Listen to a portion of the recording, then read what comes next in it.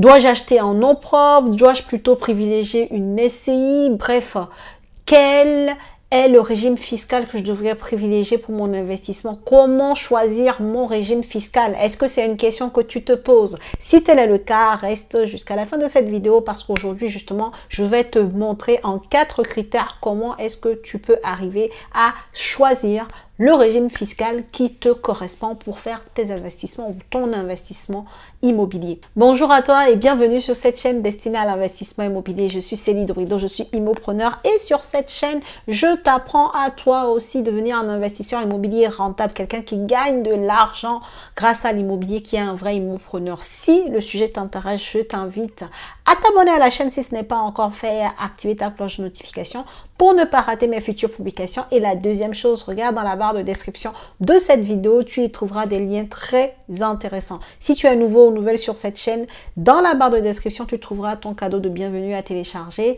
et également un autre lien très important, c'est le lien qui va te mener vers le canal Telegram, un canal des immopreneurs sur lequel je partage très régulièrement des contenus très importants, des pépites sur l'immobilier, de façon générale, l'actualité, bref, mes conseils de mindset. Bref, il y a plein de choses qui se passent sur le canal Telegram, donc je sais que ça va beaucoup t'intéresser. Du coup, je t'invite à aller cliquer dans le lien en barre de cette description de cette vidéo pour nous rejoindre. Aujourd'hui, on va parler du choix du régime fiscal. Comment choisir un régime fiscal qui te correspond? C'est une question qui fait mal à la tête de beaucoup de personnes et c'est normal parce que c'est une question importante à laquelle il te faut répondre avant de commencer même à investir, avant de commencer à faire même ta première offre d'achat. Tu dois savoir quel régime fiscal tu souhaites, au moins quand tu démarres, peu importe, même pas au moins, quand tu démarres dans l'immobilier ou que tu sois à un niveau avancé comme moi, bref, peu importe là où tu en es, ton niveau dans l'investissement immobilier, la question du régime fiscal doit être une question dans les débuts avant que tu n'achètes ton bien immobilier. Ok? Donc aujourd'hui, moi, je vais te donner 4 critères qui vont te permettre en fait de pouvoir sélectionner, de choisir le régime fiscal qui est bien pour ton investissement immobilier. Alors, le tout premier critère, ça va te paraître logique quand je vais le dire. Le tout premier, c'est ton objectif. Quel est ton objectif quand tu souhaites investir dans l'immobilier?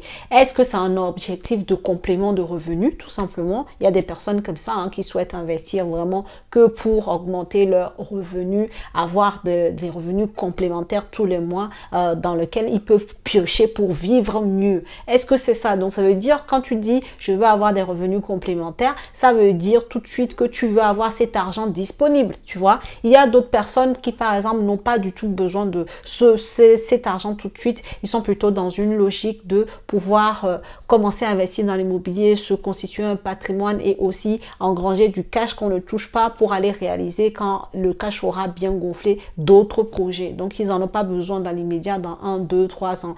Donc, ça aussi, c'est un autre type de profil en fait.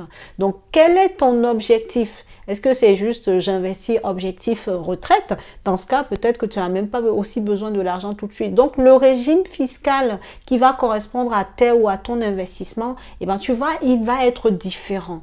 Donc, tu comprends qu'il va te falloir répondre à la question de quel est ton objectif. J'ai l'habitude de dire de l'écrire. Donc là, connaître ton objectif va t'aider à pouvoir figer un choix de régime fiscal pour ton investissement. Deuxième critère qu'il te faudra regarder, ça va être ta situation personnelle. Combien tu gagnes? Ok, quels sont tes revenus? Est-ce que tu es primo-accédant ou pas? Est-ce que tu es en couple ou pas? Est-ce que tu veux acheter avec des associés, des amis ou pas? C'est-à-dire, comment comptes-tu faire l'investissement en question, en fait? En fonction de ces éléments-là, tu vas voir qu'il y a un régime fiscal qui va se dessiner. Je rappelle quand même, je ne l'ai pas dit dans l'introduction, l'objectif de bien choisir son régime fiscal, c'est de maîtriser son imposition. C'est de baisser la base imposable, ok, sur tes revenus locatifs, voire même sur tes revenus en général. Donc, c'est ça, en fait, l'objectif derrière. Donc, c'est pour ça que c'est important de connaître ta situation personnelle. Tu vois, les revenus que tu gagnes. Si tu investis avec d'autres personnes, tu vois. Si par exemple tu dois investir avec des associés, des personnes autres que des membres de ta famille ou même des membres de ta famille, hein, tu peux décider tout de suite d'aller sur une société civile immobilière, tu vois, pour pouvoir avoir des statuts qui régissent vraiment votre association. Tu vois? Mais si tu veux investir avec ta femme, bah, tu peux rester en nom propre, par exemple. Tu vois? Si tu gagnes déjà énormément de revenus, encore une fois, pareil, tu vas peut-être aller vers une SCI pour que si jamais le bien que tu achètes ne comporte peut-être pas beaucoup de travaux, que tu ne puisses pas être imposé fortement puisque tu es déjà assez imposé sur tes revenus propres à toi, tes revenus salariales. Tu vois? Donc, en fait, ta situation personnelle aussi va concourir à faire ce choix de régime fiscal. Donc, ça, c'est le deuxième critère. Le troisième critère, ça va être le type d'investissement. Quel est le type d'investissement que tu veux faire si tu démarres, par exemple, pour les personnes qui démarrent? Eh bien, si c'est un studio, tu vas pas aller faire une SCI pour y mettre un studio parce qu'une SCI, ça veut dire que tu as une structure, tu as une société pour laquelle déjà il faut payer pour monter cette société-là, pour faire ces enregistrements, pour établir les statuts de cette société, ok? Et tu dois payer tous les ans aussi pour la comptabilité de cette société-là. Donc, tu vas pas faire une société pour y mettre un studio, tu vois? Donc, si tu veux commencer par un studio, peut-être que tu vas commencer en nom propre, tu vois? Mais si tu veux tout de suite, tu as l'idée peut-être d'enchaîner 2-3 immeubles la même année, peut-être qu'il serait intéressant d'aller vers une SCI, ok? Donc, en fonction du type de bien que tu souhaites acheter, va se dessiner également un régime fiscal. Quatrième critère, tout aussi important que les trois premiers, ça va être le type d'exploitation de ton bien. Est-ce que tu comptes exploiter le bien en location nue? Est-ce que tu comptes faire de la location meublée? Est-ce que du coup, dans la location meublée, tu souhaiterais faire de la location courte durée pour maximiser ta rentabilité? Tu vois, en fonction du type d'exploitation de ton bien, de toute façon, il va y avoir un régime fiscal qui va se définir en fait. La location nue, de toute façon, c'est le régime foncier. La location meublée, ça va être le BIC.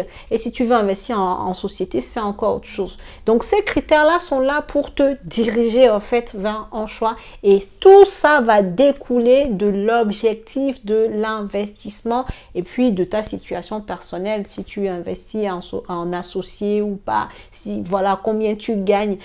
Les deux premiers critères-là sont très très importants et vont découler le type d'investissement.